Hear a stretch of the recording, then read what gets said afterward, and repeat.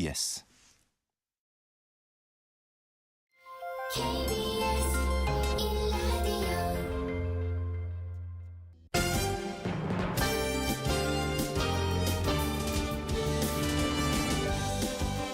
1라디오 KBS 1라디오 신사원의 오늘 세계는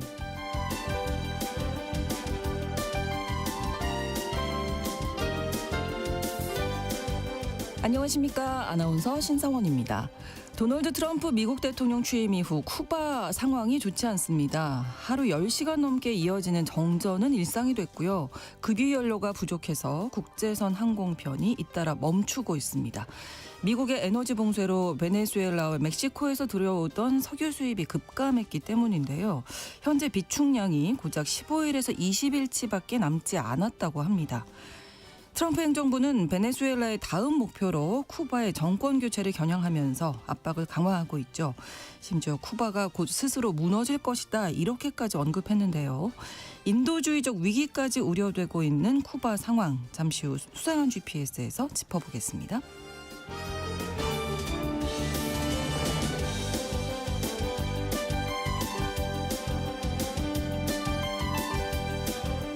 오늘 주목할 국제사회 뉴스는 헤드라인 뉴스와 키워드로 정리해드립니다.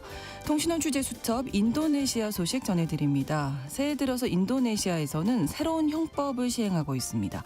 그런데 혼외 성관계 금지, 대통령 모욕 처벌 등 사생활과 표현의 자유를 크게 제한하는 조항들이 논란이 되고 있다고 합니다. 게다가 관광객까지 단속 대상이 될 수 있다는 우려도 나오고 있는데요. 자세한 소식 통신원 연결해서 전해드립니다. 2월 13일 금요일 KBS 1라디오 신성원의 오늘 세계는 시작합니다.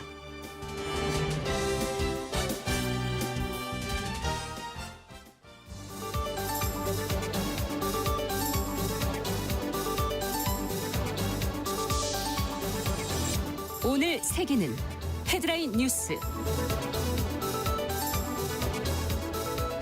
일본이 나가사키 앞바다에서 중국 어선을 납포하고 선장을 체포했다고 교도통신이 보도했습니다.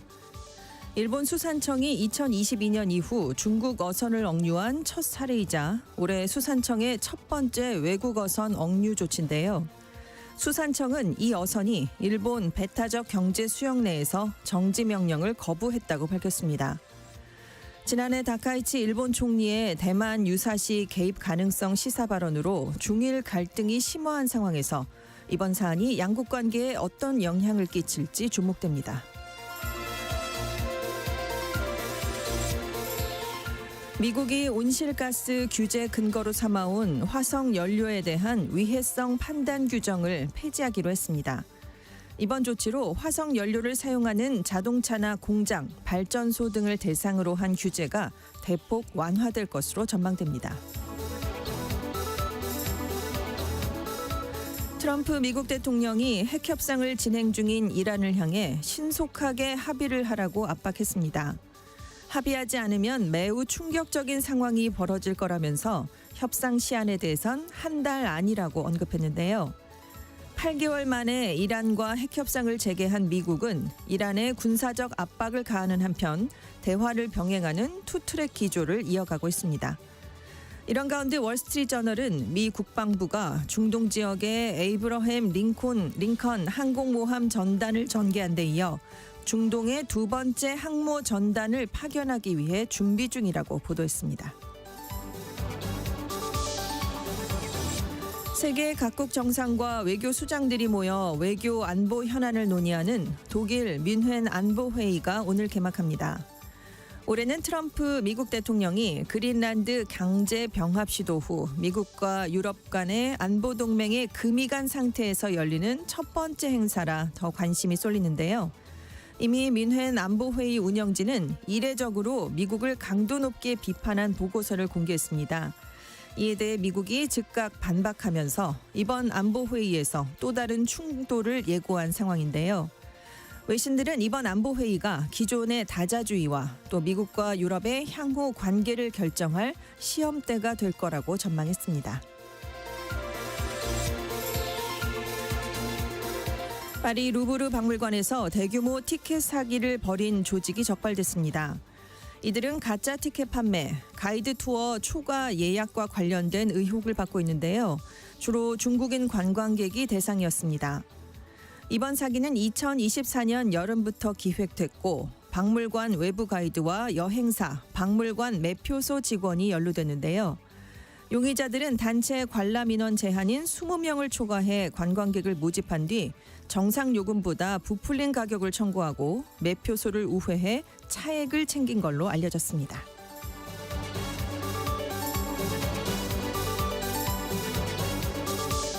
오늘의 헤드라인 뉴스 외신캐스터 전주현 씨가 전해주셨습니다. 이번에는 키워드로 정리한 국제사회 소식 함께 살펴보겠습니다.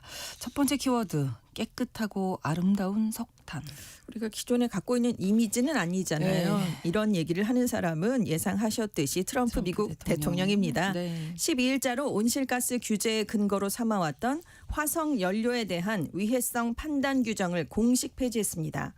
이 규정이 뭐냐면요. 차량의 연비 규제, 온실가스 배출량 이렇게 미국의 각종 기후변화 대응 정책의 핵심 토대가 됐던 규정이었거든요. 네.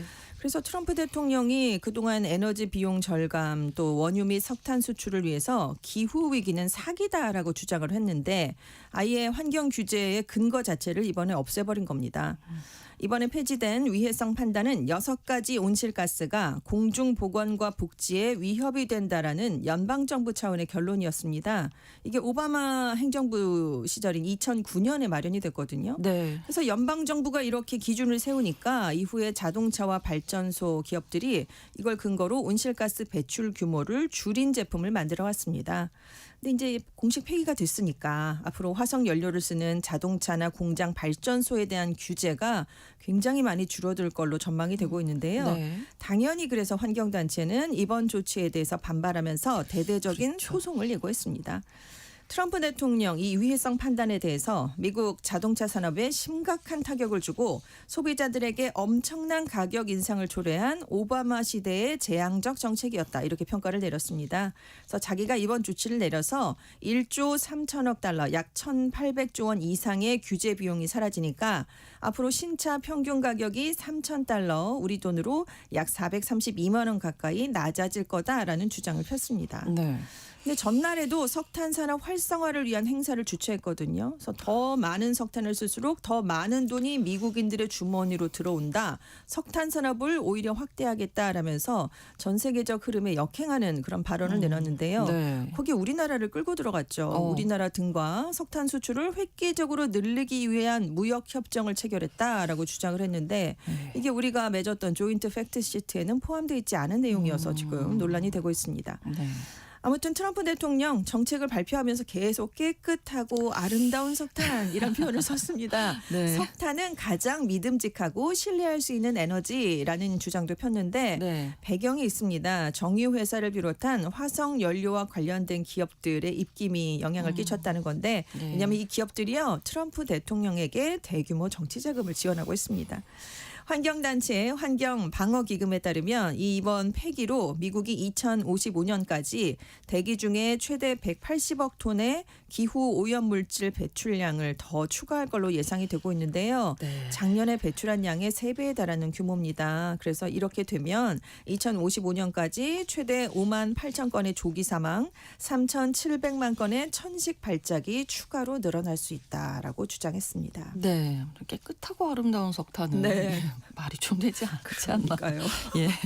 다음 키워드, 호랑이보다 무서운 지지율. 네, 트럼프 미국 행정부가 12일에 이민 단속 요원의 총격으로 민간인 2명이 사망한 지역이죠. 미네소타주에서 해왔던 이민 단속 작전을 종료하겠다고 발표했습니다. 네. 이민 단속 총 책임자죠. 국경짜르로 불리는 톰 호먼이 우리의 노력으로 미네소타는 이제 범죄자들의 성역으로 여겨지던 상태에서 한층 벗어났다라고 평가하면서 그래서 작전을 종료하자라고 자기가 건의를 했고 대통령이 동의했다라고 얘기를 했습니다. 네. 그래서 이미 이번 주에 상당한 인원을 감축했고 다음 주도 계속된다 이렇게 설명을 했는데요. 트럼프 정부가 앞서 작년 12월에 이 미네소타주 일대에 약 3천 명의 연방 단속 요원을 투입해서 이민자 단속을 강화했습니다. 이 과정에서 미국 시민권자인 민간인 2명이 단속 요원의 총격을 받고 사망했거든요. 네. 비난 여론이 높아지면서 전국적으로 반이민 정책 시위가 확산되니까 트럼프 정부가 지난달 26일자로 이 국경자르 호먼을 미네소타로 급파해서 수습을 시도해 왔습니다. 연방 당국에 따르면 미네소타 미네아폴리스 세인트폴 광역권을 중심으로 진행된 이번 대규모 이민 단속 작전에서 4,000명 이상이 체포가 됐습니다. 네. 물론 행정부는 체포된 사람들은 위험한 범죄자 신분의 불법 체류자들이었다라고 주장을 했지만 네. 앨리슨 미네소타주 법무장관이 상원 청문회에 가서 관련 질문을 받고요. 조사해봤더니 77%는 범죄 기록이 없는 사람들, 미국 시민, 어린이 등이었다라고 반박하는 자료를 발표했습니다. 블룸버그 통신이 주목한 건 이 점인데요. 트럼프 대통령의 이민 정책 지지율이 급락했다는 여론조사가 나온 직후에 이번 발표가 나왔다는 건데 NBC 뉴스를 비롯한 여러 여론조사 결과를 보면 트럼프 대통령의 이민 정책에 반대하는 비율이 60%로 나타났습니다. 네. 그래서 AP통신은 이날 작전 종료 발표는 논란을 불러왔던 트럼프 정부의 작전에서 상당한 후퇴를 한 것이다 이렇게 평가를 내렸는데요. 법원도 지금 무차별적 이민 정책에 제동을 가하는 판결을 잇따라 내놓고 있습니다. 지금 민주당이 백악관과 이 국토안보부의 예산을 두고 막판 힘겨루기를 하고 있는데요. 만약에 의회에서 13일까지 이 예산안에 합의를 이루지 못하면 네. 국토안보부는 또 셧다운 될 수가 있습니다. 그렇죠. 이러면 뭐 이민 단속국만이 아니라 교통안전국, 연방재난관리청, 해안경비대 등까지 모조리 영향을 받게 됩니다. 네. 다음 키워드 사스포칼립스 도미노. 이 사스포칼립스가 구독형 소프트웨어인 사스랑 종말이란 뜻의 아포칼립스를 합친 신조어입니다. 네. AI가 기존의 소프트웨어를 대체해서 구독형 소프트웨어 산업이 붕괴할 수 있다라는 공포를 가리킬 때 쓰이는 그런 단어인데요. 네. 최근 미국 증시에서 이 AI 분야 기업의 주가 변동성이 커진 가운데 AI로 사업에 타격이 예상되는 업종이 이제 소프트웨어 분야를 넘어서 점점 확산되고 있습니다. 그래서 AI 공포 트레이드가 증시에서 나타나고 있는데요. 네. 일단 뉴욕 증시에서 AI가 소프트웨어 산업을 대체할 수 있다라는 우려로 시작된 이 트레이드가 지금 일주일 사이에 사모신용회사, 자산관리회사, 보험중개회사를 거쳐서 이제는 상업용 부동산 서비스 회사에까지 영향을 미쳤습니다. 왜냐하면 이 회사가 기업들이 어디에 사무실을 내고 운영할까라면서 컨설팅 해주는 기업의 이제 부동산 전략 수립을 해주는 곳이거든요. 네. 근데 AI가 앞으로 고임금의 부동산 컨설팅 그리고 데이터 분석 업무를 대체할 수 있다. 예. AI가 사무직 업무를 상당 부분 자동화하면서 이제 기업들의 사무실 수요가 감소할 거다라는 우려가 나오니까 이 공포 트레이드가 확산이 된 겁니다. 네. 이번 주에는 그 독립보험 대리점 성격의 미국 보험 중개사들도 이 AI발 우려를 피해가지 못했는데요. 9일에 스페인의 한 온라인 보험사가 최 GPT 기반의 주택보험 추천 앱을 공개했습니다. 오. 그러니까 곧바로 미국 보험 중개회사들 주가가 9일에 7에서 13%나 급락을 했고요. 10일에는 독립 재무설계사들에게 기술과 서비스를 제공하는 회사가 자사의 AI 플랫폼을 통해서 고객의 개인 세무신고서, 급여 명세서, 계좌 내역서 등을 읽게 하면 네. 몇 분 만에 개인화한 세무 전략을 세워준다. 이런 얘기를 했거든요. 예. 그 금융 서비스 회사들도 이틀 연속 큰 폭으로 하락했습니다. 전문가들은 AI가 다른 산업에 어떤 영향을 미칠지는 조금 더 지켜봐야 하는데도 네. 투자자들이 지금 단기적으로 과민 반응하는 것처럼 보인다라는 얘기를 하고 있습니다. 또 상업용 보험 같이 좀 복잡한 보험 계약 결정은 여전히 사람 전문가의 조언이 필요하다라는 거죠. 그래서 AI가 물론 소비자들의 보험 선택을 도울 수는 있겠지만 전문가 조언이 완전히 필요하지 않게 만들 수는 없다라면서 약간은 좀 지나친 감이 있다라는 얘기를 내놓고 있습니다. 그래서 시간 많이 단축해 줄 것 그렇죠. 같은데요. 네. 빨라지긴 하겠죠. 네, 네. 네. 다음 키워드 반갑지 않은 천만. 우리는 천만 하면 굉장히 좋은 천만 숫자. 영화. 네, 뭐, 천만 관계인데 스위스에서 지금 이 숫자가 될까봐 약간 걱정을 하는 목소리가 높아지고 있는데요. 네. 그래서 스위스가 2050년까지 인구를 1,000만 명으로 제한할지를 묻는 국민투표를 실시하기로 했습니다. 네. 지금 인구가 900만 명 수준인데 이민자가 늘고 있어요. 그러니까 이민자가 계속 늘면서 1000만 명이 넘어가면 이민자가 너무 많아질까봐 이걸 제한하자라는 건데요. 6월 14일에 투표를 합니다. 그래서 만약에 통과가 되면 스위스 정부가 앞으로 25년간 이민을 제한하기 위한 조치를 의무적으로 마련해야 되는데요. 일단 제한을 하자라는 쪽은 인구가 950만 명을 넘어가면 외국인의 영주권 취득을 더 어렵게 해야 된다. 스위스와 유럽 대륙 간 자유로운 이동을 허용하는 유럽연합과의 협정을 개정해야 된다라고 주장하고 있는데 지금 스위스는 EU 회원국가는 아닙니다. 그렇군요. 네. 이 정부와 의회는 모두 해당 발의안에 반대하기로 표결을 했습니다. 근데 10만 명 이상 시민이 서명을 하면 국민투표에 붙일 수 있거든요. 이 서명을 받아왔습니다. 그래서 네. 6월에 이제 투표를 한다는 건데요. 이 청원을 주도한 건 스위스 의회에서 의석의 약 3분의 1을 갖고 있는 우파 정당 스위스 국민당입니다. 네. 과잉 인구로 인프라가 과부하됐다. 임대료가 상승하고 지역 정체성이 훼손되고 있다라는 그런 이유를 들고 있습니다. 그래서 스위스 경제에 타격을 주고 이제 스위스인들이 그 일자리를 구하기 어려워진다. 이민자들 때문에 이런 얘기를 하고 있는데요. 근데 반대하는 쪽은 이렇게 되면 EU와의 관계가 악화될 수 있다. 그리고 지금 노동력이 부족한데 이걸 절대 메울 수가 없다. 스위스 인구만으로는 네, 이런 네. 얘기를 하고 있거든요. 지금 통계를 보니까 15세 이상 주민의 약 40%가 이민자로 나타나 있습니다. 네. 근데 작년 12월에 여론조사를 해봤더니요. 인구를 1000만 명으로 제한하자는데 찬성한다는 응답률이 48%, 반대가 41%로 나타나 있습니다. 근데 유럽에 지금 2015년부터 2016년 사이에 전쟁과 빈곤을 피해서 100만 명 이상이나 난민이 쏟아져 들어갔거든요. 그렇죠. 네. 그러면서 유럽에서 반이민 정서가 점점 강해지는데 이건 스위스만 그런 건 아니고요. 그렇죠. 유럽 각국이 지금 이런 정책을 강화하고 있습니다. 그래서 네. 영국도 작년 11월에 영주권을 취득하는 기간을 기존 5년이었는데 이제 최대 20년으로 연장을 했어요. 그리고 난민에 대한 의무적 지원 규정도 폐지하면서 반난민 흐름에 동참했습니다. 네. 다음 키워드 막스는 막지 않는다. 네, 러시아 당국이 11일에 미국 기업 메타의 메신저 서비스죠. 왓츠앱의 서비스를 차단했습니다. 네. 자국이 허용하는 온라인 서비스 목록에서 아예 삭제를 시킨 건데요. 사실상 러시아 인터넷망에서 왓츠앱을 막아버린 겁니다. 그래서 이제는 가상 사설망이 없으면 왓츠앱 서비스에 접근하는 게 거의 불가능해졌는데요. 네. 이 크렘린궁 쪽에서는 왓츠앱이 러시아 법률 준수를 꺼리기 때문에 이런 조치를 내렸다 이렇게 지금 설명을 했습니다. 러시아에서 왓츠앱을 사용하는 숫자는 한 1억 명 정도로 추산이 됩니다. 근데 왓츠앱은 러시아 정부가 국가 소유의 감시 앱으로 사용자를 유도하기 위해서 왓츠앱을 완전히 차단하려는 것이다. 이렇게 얘기를 하면서 네. 이렇게 되면 러시아인의 보안은 약화될 수밖에 없다라고 반발했는데요. 이 크렘린궁 쪽에서는 막스를 쓰면 된다. 이렇게 대변인이 직접 제안을 했습니다. 네. 이 막스가 뭐냐면 러시아가 작년 6월에 국가 주도로 개발한 메신저 서비스의 이름입니다. 왓츠앱하고 다르게 암호화가 안 돼 있어요. 그러니까 당국이 사용자를 감시할 수 있습니다. 그렇죠. 네. 그래서 작년부터 아예 자국 내에서 판매되는 모든 신규 기기에 이 막스 앱을 사전 설치하도록 의무화했거든요. 근데 러시아가 우크라이나 전쟁이 시작된 이후에 메타를 극단주의다라면서 금지하고 있습니다. 그래서 메타가 갖고 있는 페이스북, 인스타그램은 물론이고요. 유튜브, X 같은 미국 기업이 제공하는 소셜 미디어도 제한을 하고 있습니다. 네.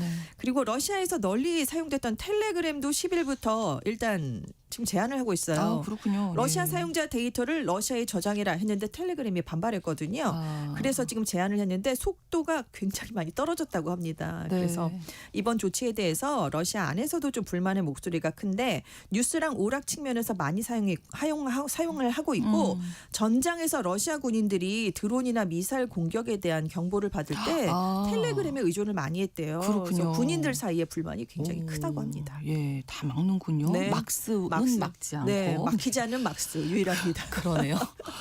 다음 키워드 사랑의 독설매. 네, 중국에서 사랑에 집착해서 판단력이 흐려진 상태를 뜻하는 신조어가 있어요. 연애뇌라는 건데요. 이게 온라인에서 많이 쓰이고 있습니다, 요즘. 네. 근데 중국에서 연애 고민을 털어놓으면 진행자가 공개적으로 독서를 써가면서 질책을 해주는 이른바 연애뇌 꾸짖기 방송이 인기를 끌고 있습니다. 그래서 한 여성이 예. 나는 고학력자고 굉장히 집도 부유한데 네. 나를 사랑하지 않는 남자가 있어서 고민이 된다. 뭐 이렇게 얘기를 한 거예요. 그랬더니 진행자인 인플루언서 타우자이가 당신은 연애 뇌일 뿐 아니라 가난하고 학력이 낮은 사람을 무의식적으로 차별하는 거 아니냐. 이건 자업자득이다. 이렇게 평가를 내렸다고 합니다. 네. 굉장히 거친 화법을 써서 그러네요. 200만 명의 팔로워를 갖고 있대요. 유료 멤버십을 이제 가입을 하면 방송에 우선 참여할 수 있게 해주고 1대1 상담을 하는데 1년 멤버십 비용이 우리 돈으로 37만 원 수준이라고 합니다. 또 다른 인플루언서 저우 리쥐안도 연락을 끊은 남자친구를 한 여성이 두둔하니까 왜 무덤에 들어가서 신호가 안 잡혀? 뭐 이렇게 얘기를 했대요. 그래서 화제가 됐다고 합니다. 예. 근데 이미 상업화 단계에 접어들었대요. 이런 게 주요 전자상거래 플랫폼에서 이 연애 뇌 꾸짖기 상담 상품이 여러 개 올라와 있고요. 일부 네. 상점은 월 판매량이 3천 건을 넘고 있는데 30분 전화 상담 가격이 우리 돈으로 12,000원 정도라고 합니다. 근데 대도시에서 전문 심리 상담 비용이 그러니까 시간당 500에서 2,000위안이나 가는데 전화 상담 30분 하면 60위안만 내면 되니까 저렴해서 네. 젊은 층이 많이 이용을 하고 있는데 그 이용자들이 이렇게 꾸짖으니까 오히려 이별을 정리하는 데 도움이 됐다. 이렇게 지금 반응을 보이고 있대요. 뭔가 이유가 필요했던 거죠. 네, 전문가들은 이 현상을 굴욕을 원하는 심리라기보다는 강한 자극을 통해 스스로를 돌아보고 싶어하는 욕구다라고 해석을 하는데 네. 다만 이 감정 코치들이 자격증이나 뭐 검증된 건 아니거든요. 그렇죠. 그래서 예. 왜곡된 연애관을 확산시킬 수도 있다. 이런 우려도 함께 나오고 있습니다. 좀 그냥 흐릿해져야 또 사랑에 빠질 수 있는 거 아닌가요? 그렇죠. 하나 더 알아볼 거예요. 자나깨나 풀조심. 불조심 아니고 풀조심인데요. 네. 미국 캘리포니아주 글랜데일 지역 당국이요. 워낙 대형 산불이 자주 일어나니까 대응책을 내놨는데요. 이렇게 산불이 나면 굉장히 위험한 게 마른 초목들이잖아요. 그렇죠. 이걸 제거하기 위해서 염소 소방대를 쓰고 있습니다. 그래서 염소들이 산비탈에 있는 마른 초목들을 이제 먹어치우게 하는 그런 작전을 펴고 있는데요. 네. 지금 200여 마리의 염소들과 양이 산불의 위험이 되는 가연성 초목을 제거하고 있는 중인데 염소가 하루 평균 자기 체중의 약 4%를 먹어치운답니다. 이게 중장비를 쓸 때보다 훨씬 친환경적인 건 당연하겠죠. 그렇죠. 그리고 이 양들은 가파르고 접근이 어려운 지형에서도 쉽게 이동할 수 있고요. 극심한 더위 속에서도 열심히 일을 할 수가 있습니다. 그래서 사람도 물론 할 수 있는데 인력을 투입하는 것보다 덜 위험하고 비용도 더 싸다라는 거죠. 네. 그리고 염소들이 초목을 먹고 남긴 배설물이 비료가 되니까 그러네요. 환경에도 또 도움이 네네. 된다. 네. 그래가지고 과거에는 기계를 이용해서 직접 배웠는데 이제는 더 지속 가능한 방식을 활용하고 있다고 LA 소방국이 설명했습니다. 네, 또 건조하니까 불조심 네네. 꼭 명심하셔야겠습니다. 헤드라인 뉴스와 키워드 외신캐스터 전주현 씨와 함께했습니다. 고맙습니다. 네, 감사합니다. 신상원의 오늘 세계는 1부 마무리하고요. 11시 30분부터 일부 지역에서는 해당 지역 방송 보내드리겠습니다. 사이먼 앤 가펑클의 The Boxer 함께 듣겠습니다.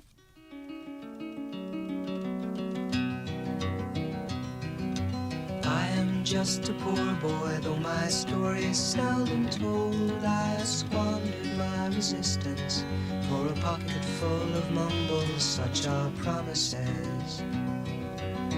All lies and jest, still a man hears what he wants to hear and disregards the rest.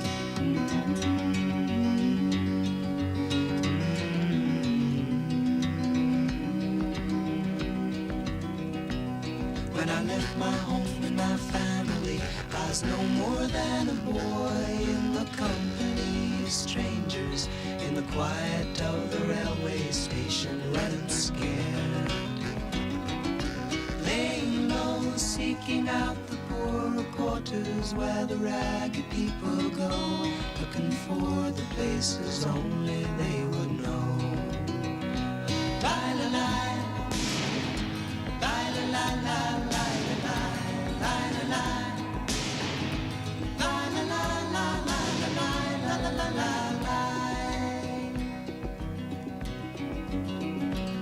Asking only workmen's wages, I come looking for a job, but I get no offers. Just to come on from the wars on 7th Avenue. I do declare there were times when I was so lonesome I took some comfort there. La la la la la la la.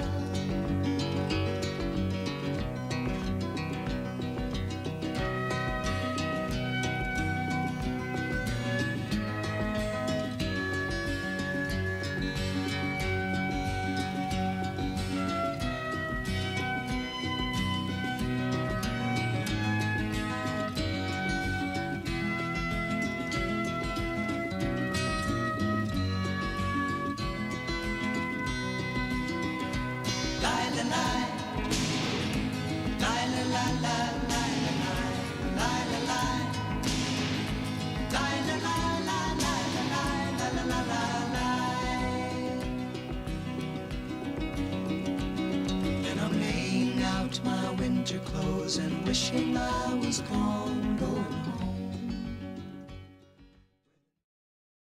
지금 시각은 11시 30분입니다. KBS Ladies and gentlemen.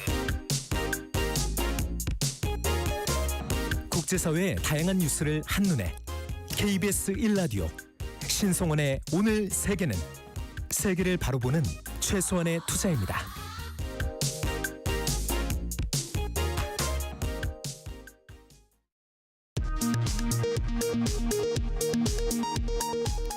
이 시각 라디오 정보센터 뉴스입니다.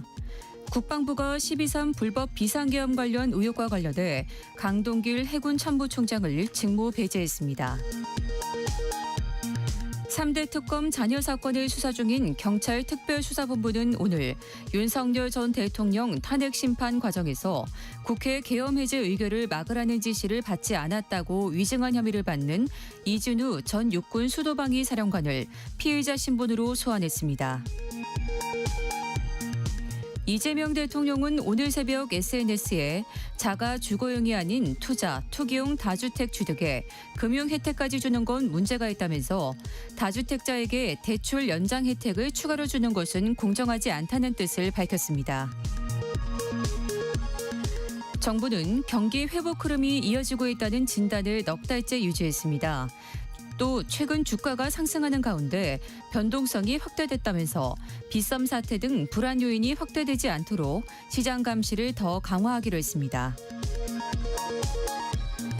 충남 대전, 전남 광주, 대구 경북 행정통합특별법이 민주당 주도로 국회 상임위를 통과한 가운데 윤호중 행정안전부 장관이 통합특별시에 대한 재정 지원 방안을 7월 초까지는 내놓겠다고 밝혔습니다.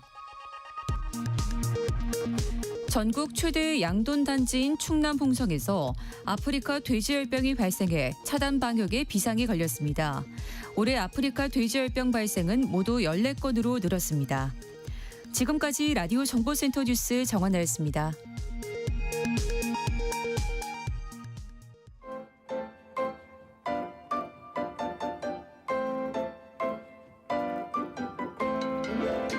통신원 취재 수첩.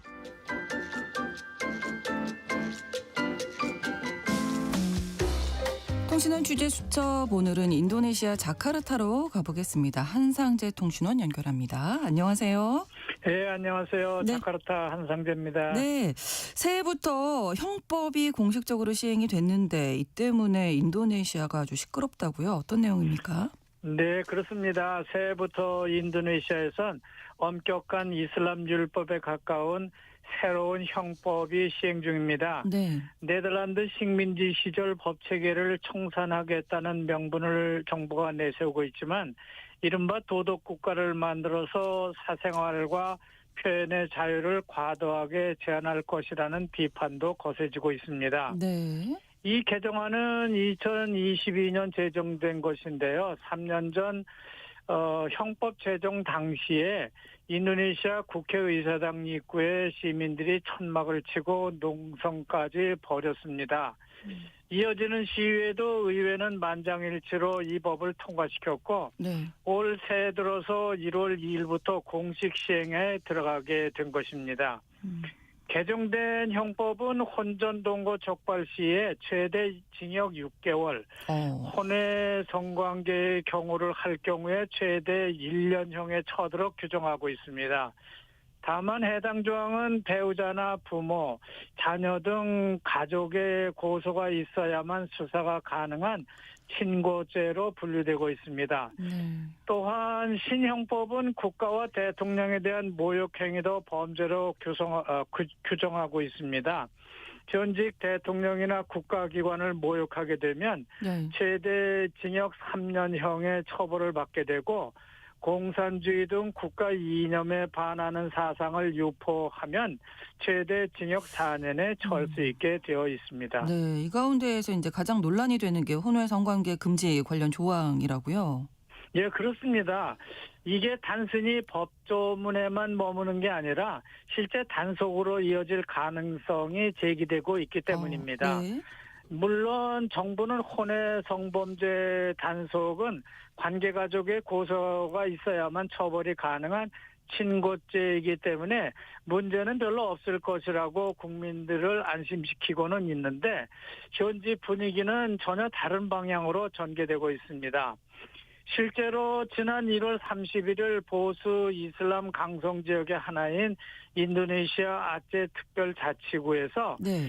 혼외 성관계를 한 혐의로 적발된 남녀가 역대 가장 수위가 높은 공개 태형을 선고받았습니다. 네. 남녀 피고인은 각각 태형 140대를 집행받았는데요. 네. 등나무 채찍으로 등 부위를 맞았다고 합니다.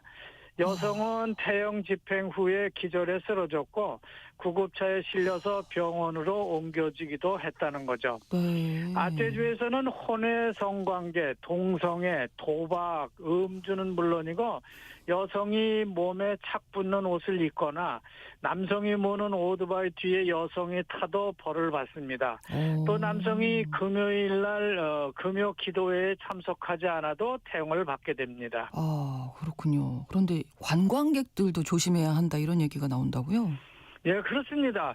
성범죄법 시행을 명분으로 경찰이나 호텔에 혹은 주요 관광 숙박업소를 경찰이 불신 검문하는 시나리오가 공공연히 거론되고 있기 때문입니다. 네. 누가 누구와 투숙했는지를 확인하겠다면서 네. 부부 증빙 서류를 요구할 것이기 때문에 그렇다는 거죠. 네. 즉 공권력이 침실화까지 들이닥칠 수 있다는 공포가 확산되고 있는 겁니다. 네. 따라서 인도네시아 발리 신혼여행을 계획하고 있는 분들이라면은 네. 호텔 체크인 때 혹은 호텔 방문을 두드리는 경찰의 검문에 대비할 혼인이나 부부인 것을 증명하는 그런 문서를 갖춰야 될지도 모르겠습니다. 그렇군요. 발리 같은 경우에 사실 관광세도 신설을 해서 여행객들이 좀 부담이다 이런 생각들 많이 하실 텐데 부부도 네, 증명해야 되는 거군요.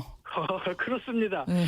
발리는 관광세라는 명목으로 돈을 더 걷어가면서 네. 자유는 억압하고 또 사람을 감시하려 드느냐는 불만이 팽배한 그런 도시가 되겠습니다. 네. 발리 관광 환경 개선을 약속하면서 발리가 관광세를 신설했지만 정작 발리 교통 체증이라든지 환경 문제는 하나도 해결을 못하면서 네. 이제는 국민의 사생활까지 검열받아야 하는 그런 관광지로 변모를 하고 있는 것이 아닌가 그런 생각이 드는 겁니다. 네. 그렇기 때문에 외국인들은 물론이고 내국인들까지 이런 푸대접을 받아가면서 구태여 발리까지 여행을 가유가 없다고 불만을 토로하고 있습니다. 네. 그렇지만 발리를 대신할 만한 그런 국제적인 관광지가 동남아에 없는 게 문제가 되겠습니다. 그러네요.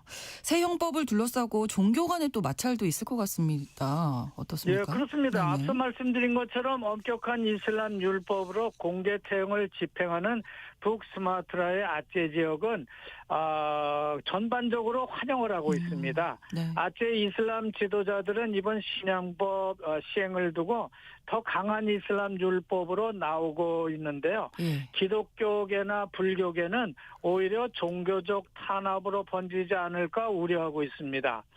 이 형법이 서로 또 30년 독재 시대의 강력한 통제를 연상시키고 있기 때문입니다. 그렇죠. 또 특정 종교의 가치까지 강요하지는 않을까 그런 걱정도 하고 있는 것이죠.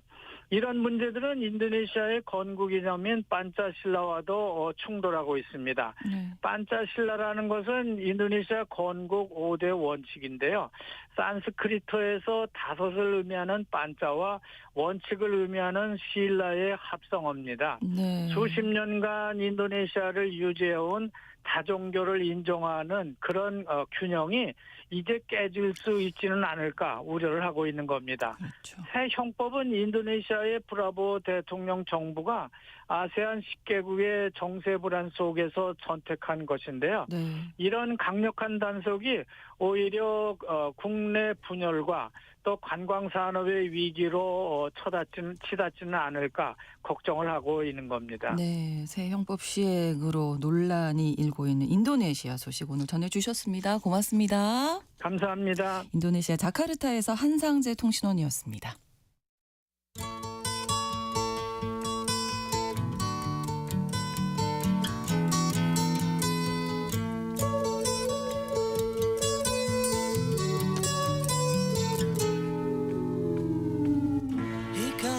넓은 지구촌의 한 지역 장소를 중심으로 우리가 주목할 이야기 전해드리는 시간 수상한 GPS입니다. 오늘 구정은 국제전문기자와 함께하겠습니다. 어서 오십시오. 안녕하세요. 네, 오늘 쿠바로 가볼 텐데 쿠바에서 안 좋은 소식 계속 들리고 있습니다. 지금 국제선 항공편들이 끊어지게 생겼다고요. 예, 사실 쿠바가 한국하고는 수교도 가장 느끼한 나라 중에 하나고 굉장히 멀고 또 사회주의 체제지만 또 주변에 보면은 쿠바 여행에 로망 가지신 분들 많잖아요. 저 다녀왔습니다. 아, 다녀오셨나요? 한 15년 전쯤에. 너무 낭만적이고 너무 좋았거든요. 최근에 거기 가셨던 분 안 그래도 제가 이 쿠바 얘기 계속 들려가지고 네. 어제 여쭤봤더니 간신히 나오셨대요. 항공편 거기 같아요. 현지에서 전기사정도 너무 안 좋고 간신히 뭐 항공편 잡아가지고 뭐 일본 거쳐서 들어오고 뭐 고생하셨다 그러는데 네네. 이게 지난 8일입니다. 이제 쿠바 항공당국이 항공기에 급유할 이 연료가 부족해서 이제 아바나의 호세마르티 국제공항을 비롯해서 전국의 9개 공항에서 이제는 급유를 못한다. 예, 이렇게 발표를 했고 결국 이게 미국의 도널드 트럼프 행정부가 지금 엄청나게 옥죄고 있잖아요. 그렇죠. 그래서 생긴 일인데 이제 미국이 압박을 해서 이제 베네수엘라라든가 예전에 니콜라스 마두로 정권 시절에 베네수엘라나 아니면 멕시코에서 주로 이제 석유를 공급받았는데 이제 그게 거의 끊어지다시피 했습니다. 네. 그래서 뭐 일부 항공사들은 항공편을 중단을 시켰고 그다음에 또 뭐 일부는 뭐 인접한 도미니카 공화국이나 멕시코 이런 데서 경유를 해가지고 뭐 연료를 공급받아서 좀 운항을 해볼까 한다라고 하는데 네. 일단 쿠바 당국은 이 급유 중단 조치가 3월 11일까지 계속될 거다 이렇게 한 달 정도로 시한을 잡았거든요. 네. 근데 사실 지금 상황으로 봐서는 그 뒤에 나아질지도 조금 좀 걱정이 됩니다. 네, 트럼프 행정부가 이제 주변국들을 압박하고 있는 거잖아요. 예. 그 수위가 점점 높아지고 네. 있는 거죠. 특히 이제 1월 말에 쿠바에 석유 제공하는 국가한테는 보복 관세 매기겠다.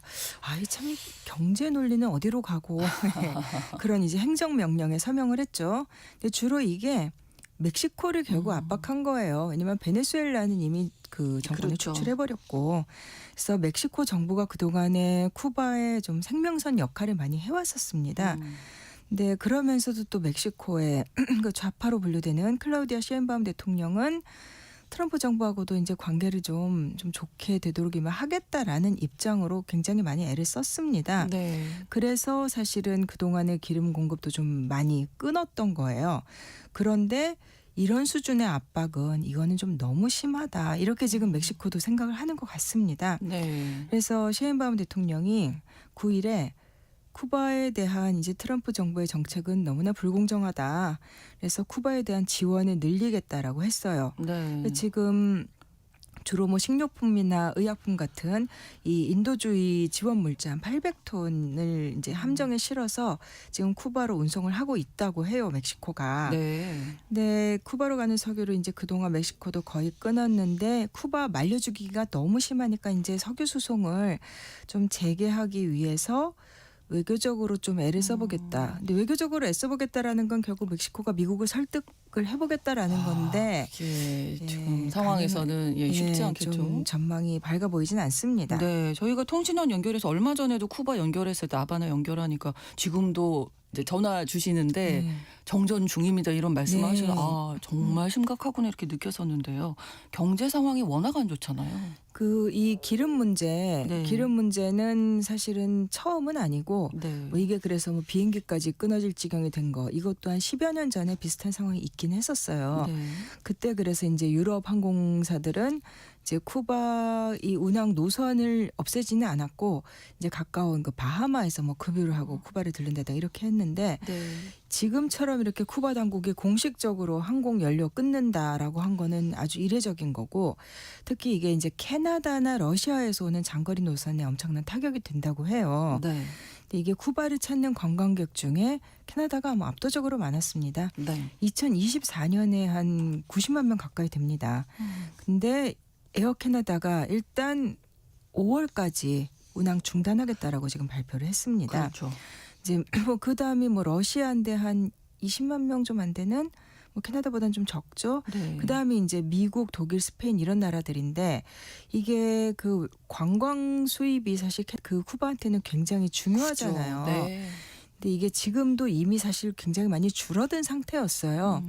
이게 2015년에 미국 버락 오바마 정부 때 쿠바하고 이제 국교 정상화를 하면서 네. 그때 반짝 붐이 일어가지고 그때 뭐 2018년에는 쿠바를 찾은 외국인 관광객이 한 460만 명 이 정도 됐었고 잘 나갈 때는 연간 관광으로 벌어들이는 돈이 30억 달러 규모. 물론 우리가 생각하기에는 큰 돈은 아닙니다만 쿠바 입장에서는 다른 그렇죠. 이렇다 할 산업이 없기 때문에 굉장히 중요한 거고. 네.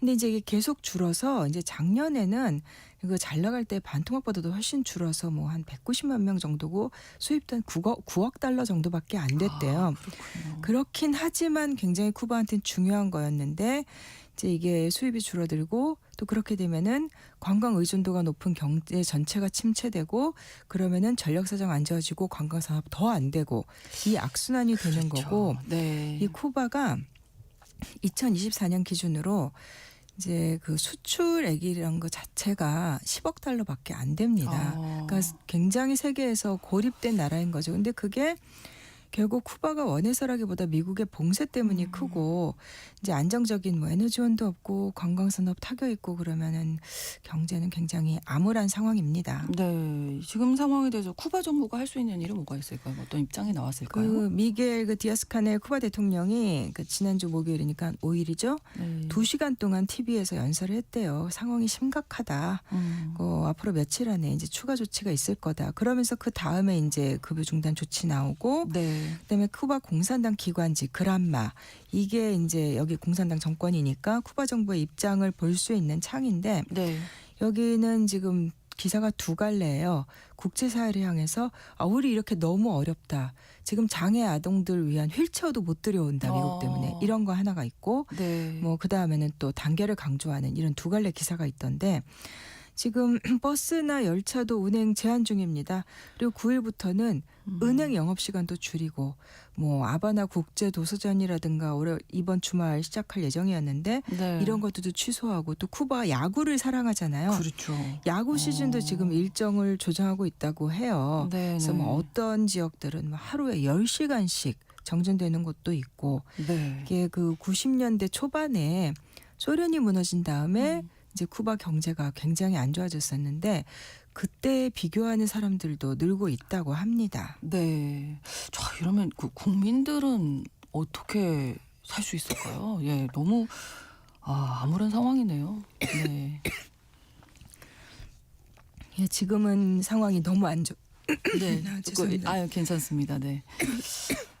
너무나 암울한 네. 상황들이 지금 지금 석유 비축량이 15일에서 20일 정도 네, 지금 그거밖에 버틸 없다. 그게 이제 정도에 외국 언론들의 불과하다. 추산치이고 네. 그다음에 스테펜 두자리크 예.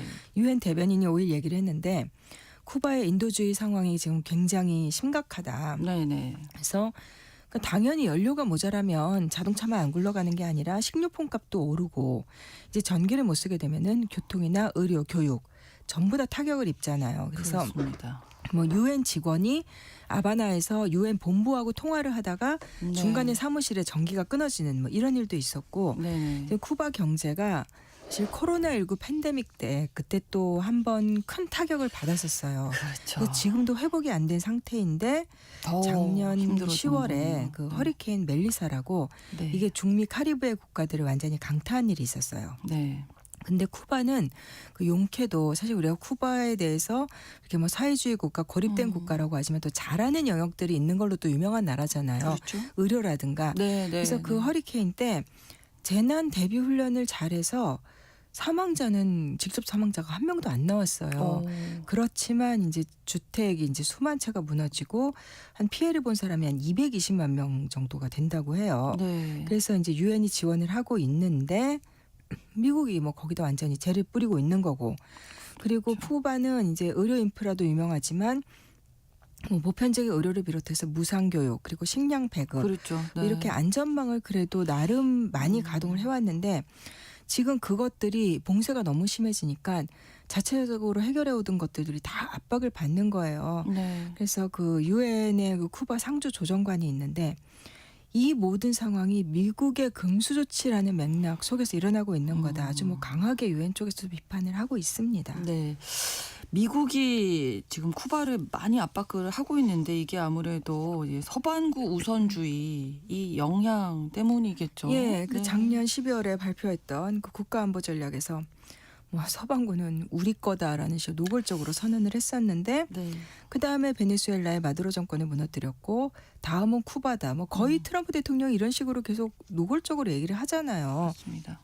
지난달 11일에 트럼프 대통령이 그들한테 협상을 제안한다.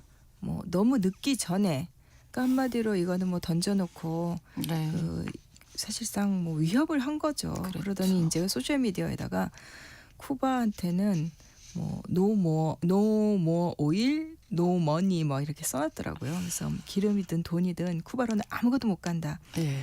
네, 지난달 22일에 미국의 월스트리트 저널이 단독 보도를 하면서 보도를 한 내용이 있어요. 트럼프 정부의 이제 내부 관계자들 말을 인용을 했는데 미국이 연내에 쿠바에 네. 체제를 뒤집어 버릴 거다. 그래서 쿠바 내부에서 이 정권 축출을 도울 사람을 지금 찾고 있다. 네. 그래서 이제 마두로 정권, 베네수엘라의 마두로 정권이라는 버팀목이 없어진 지금이 쿠바 정부가 가장 지금 그 공화국 수립한 이래로 약한 때고 그렇죠. 쿠바 경제는 붕괴에 임박했다. 이렇게 미국 트럼프 정부는 보고 있다는 거예요. 그래서 더 구체적인 어떤 계획을 얘기한 건 아니지만 네. 뭐 때가 무르익고 있으니까 이제 쿠바를 배신할 자들을 물색하고 있다. 뭐 이런 내용이었습니다. 네. 정권 교체까지 아예 밀어붙이겠다. 예. 이참에. 예, 그래서 이런 이제 계획이네요. 경제 압박을 넘어서서 하겠다라는 것 같은데 뭐 미국의 채텀 하우스가 분석한 걸 보니까 제목이 트럼프가 쿠바를 어디까지 몰아붙일까라는 거였어요. 근데 트럼프는 일단 뭐 협상 제안했다 그리고 대화 중이다라고 했지만은 사실 쿠바 정부의 선택지가 많지가 않죠. 네. 미국이 요구하는 대로 다 받아들여서 권력을 위협받는 상황으로 갈 건지 아니면 버틸 건지. 근데 버티다가 이렇게 경제 상황이 안 좋아지면은 혼란이 일어날 수 있고 또 이렇게 먹을 거 전기 다 끊어지게 되면은 예전에도 미국이 압박을 하면은 쿠바가 에서 나가는 난민들 엑소더스 같은 거 일어난 적들이 있었는데 네. 그렇게 될 수도 있고 그러면은 쿠바에다가 미국이 협상하자 그랬으면은 쿠바에 그럼 미국도 무언가를 주기는 줘야 협상이든 뭐든 될 텐데 네. 문제는 그게 없어요. 잘 안 보입니다. 이게 미국이 92년에 그 쿠바 민주주의법이라는 걸 만들었고 96년에 또 그걸 더 강화해서 아예 법제한 법이 있는데 네. 그걸 미국에서는 뭐 리버티 액트 그래서 자유법 이렇게 불러요.